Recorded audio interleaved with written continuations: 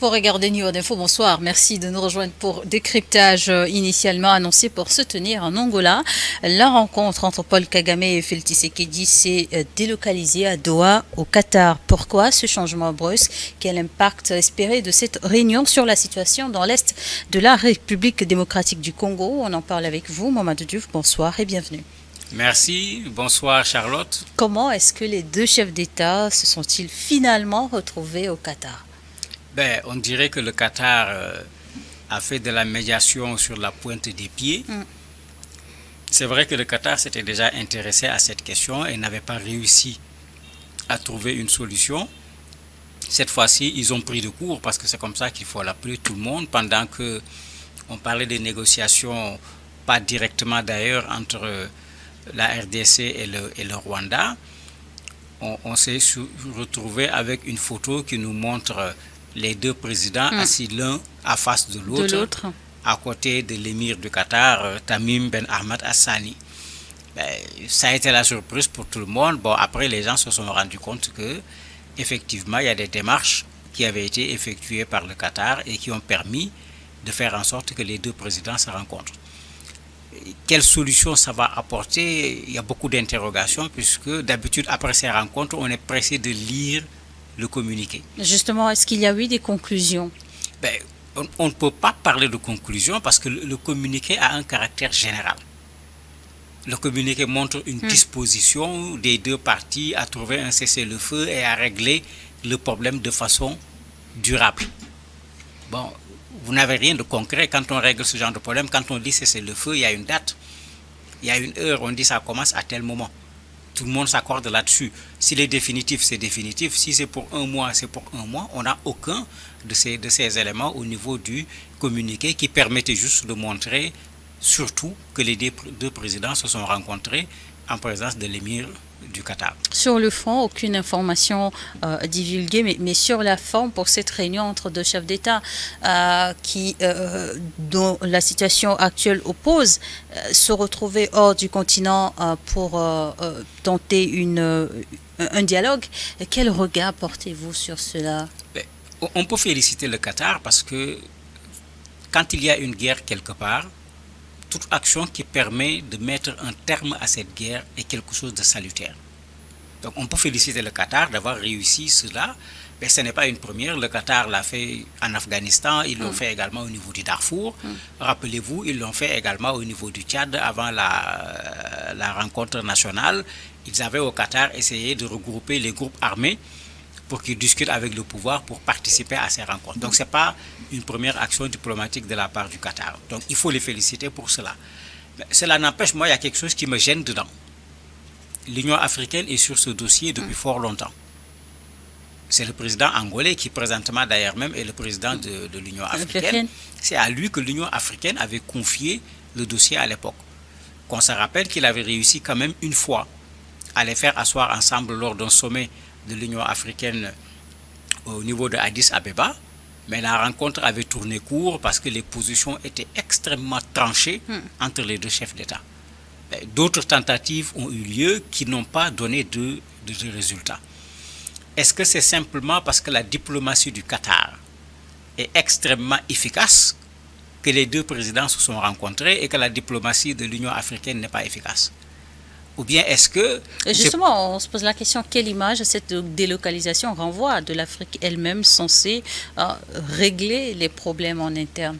Cela pose un problème quand il y a des conflits en Afrique. L'Union africaine avait fait ce que l'on fait d'habitude. Le conflit se déroule dans une zone. Dans cette zone, il y a une organisation régionale. Généralement, c'est à l'organisation régionale qu'on confie d'abord la résolution du conflit. Et c'est comme cela que le président angolais avait été choisi et il a fait des efforts puisque plusieurs fois, il a tenté de poser des actes qui n'ont pas abouti.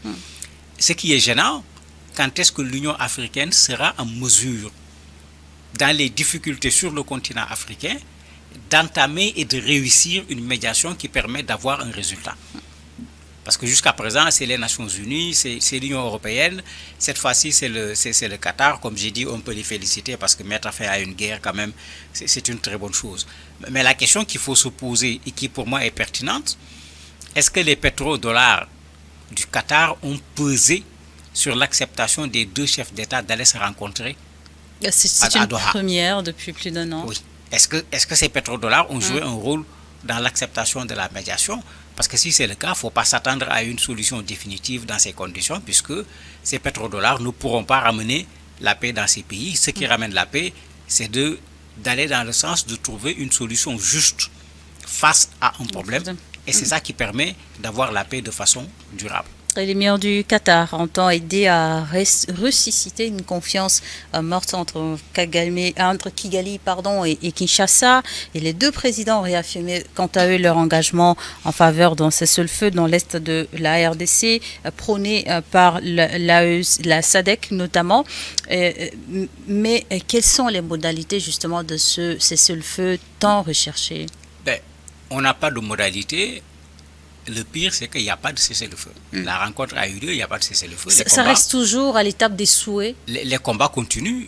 On peut appeler ça un souhait, puisque, en fait, ça doit dépasser un souhait, puisque le communiqué dit ils ont convenu. En fait, convenu en français, ça veut dire qu'on s'est entendu sur un cessez-le-feu. Justement, d'où on se pose la question, quelles sont les modalités? Ils ont dit cessez-le-feu immédiat et inconditionnel. Mais la réalité est tout autre, puisque non seulement les combats continuent, le M23 vient même de prendre encore une autre localité, Walikale, qui a été prise en plus de ce qui a été pris jusqu'à présent, et les combats continuent. Donc il n'y a ni le cessez-le-feu immédiat, ne parlons pas de cessez-le-feu inconditionnel. Donc pour le moment, ils se sont effectivement rencontrés, mais le cessez-le-feu qui est souvent la base à partir de laquelle il peut y avoir des négociations pour trouver une solution par le dialogue, ce cessez-le-feu n'est pas encore à l'ordre du jour.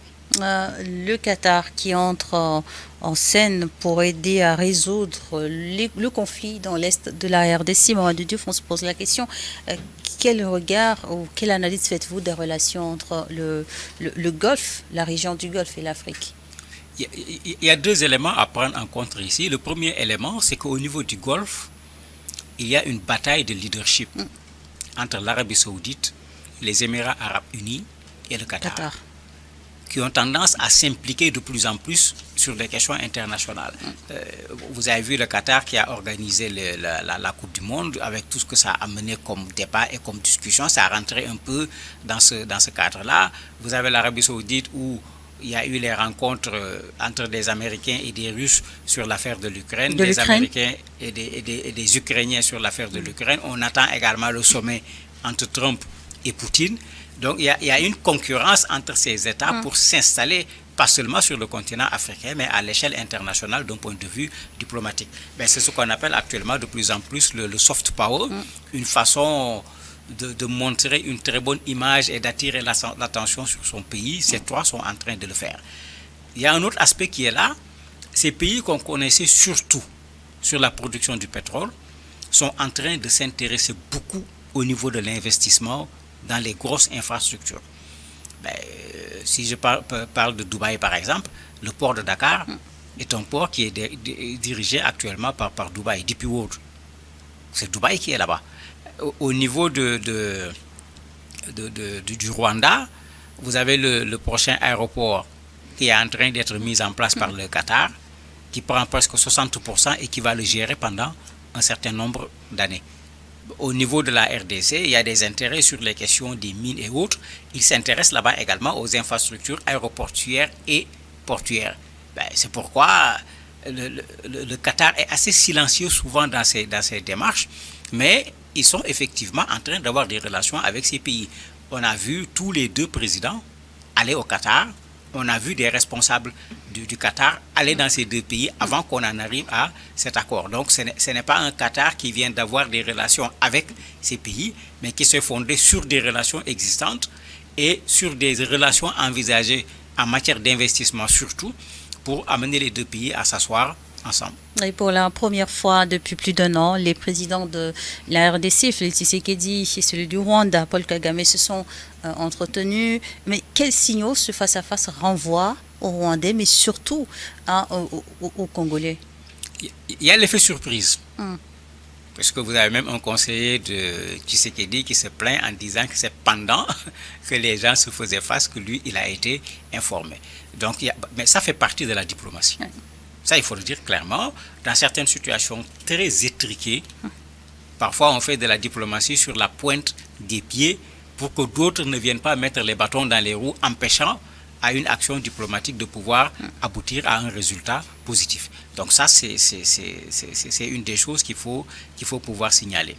L'autre chose qu'il faut pouvoir signaler, c'est que si le conseiller du président est surpris, que dire du reste de la population?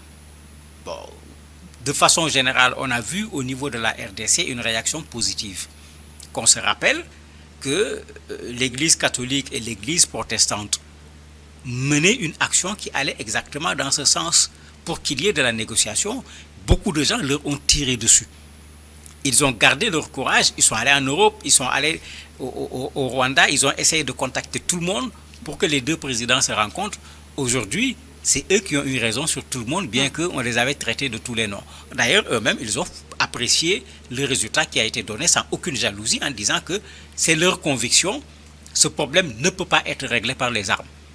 Mais en ce moment, il n'y a qu'une seule autre solution, c'est de le régler par les dialogues. Donc, ils soutiennent ce dialogue entre les deux présidents. Au niveau du Rwanda, on n'a pas vu beaucoup de réactions, mais au niveau de la RDC, une bonne partie de la population se trouve d'accord, bien qu'il y ait un effet surprise, parce que quand on refuse de s'asseoir avec le M23, quand on accuse le Rwanda d'être responsable de tout ce qui se passe, c'est vrai que c'est surprenant que d'un seul coup, les deux présidents se soient rencontrés. Les deux présidents se sont vraiment rencontrés, mais après, doit-il encore y avoir une autre rencontre entre les autorités congolaises et les rebelles du M23? Ça va dépasser cela, puisque le Qatar a commencé par le sommet.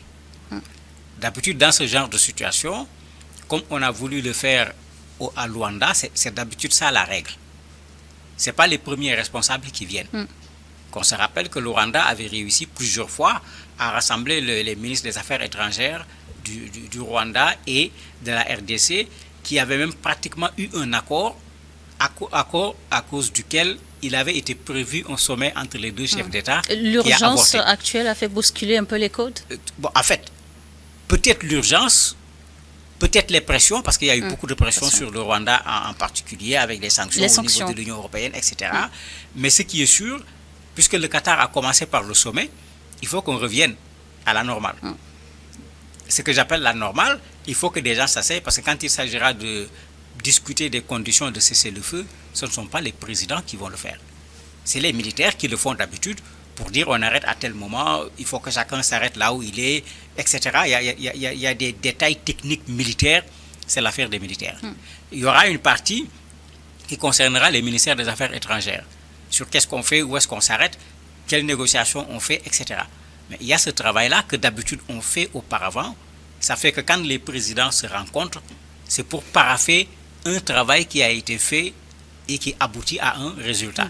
Ici, le Qatar a pris le chemin inverse. Il va falloir que les gens s'asseyent, comme le Tshisekedi avait accepté de s'asseoir avec le M23. Ça se fera certainement, bien que, comme on l'avait dit la dernière fois, on allait vers, mais on ne savait pas qu'est-ce qui peut intervenir. Malheureusement, cette fois, c'est le M23 qui a refusé. Et d'un point de vue stratégique, ça se tient. Le M23 est en train de conquérir des territoires, mais plus ils vont conquérir des territoires, plus au moment du dialogue, ils seront en position de force par rapport à la RDC. D'un point de vue perception, quelles peuvent être les retombées de cette rencontre qui a eu lieu entre les deux chefs d'État au regard des Congolais surtout? Est-ce que c'est un début d'espoir de sortie de crise? Oui, on peut dire que c'est un début d'espoir de sortie de crise, puisqu'il est clair, et tout le monde est d'accord là-dessus, sans le soutien du Rwanda, le M23 n'aurait pas pu faire ce qu'il a fait. Jusqu'où Kabila, jusqu'où le président du Rwanda va respecter cette rencontre-là. Est-ce que maintenant il va faire ce qu'on lui demande depuis fort longtemps? Un, retirer les troupes du Rwanda du sol de la RDC. Deux, arrêter son soutien au M23. Parce que si ces deux choses seulement se font, la RDC se retrouve en position de force et le M23 se retrouve en position de faiblesse. Le M23 aura tendance à négocier sans trop discuter. Mais tant qu'il y aura ce soutien du Rwanda, le M23 va se sentir en position de force. Et là, on ne sait pas qu'est-ce qu'ils se sont fixés comme limite avant de commencer à négocier pour aller sur la table de négociation en position. Et merci Mamadou Diouf d'avoir répondu à nos questions. Merci à vous également de nous avoir suivis dans Décryptage du jour.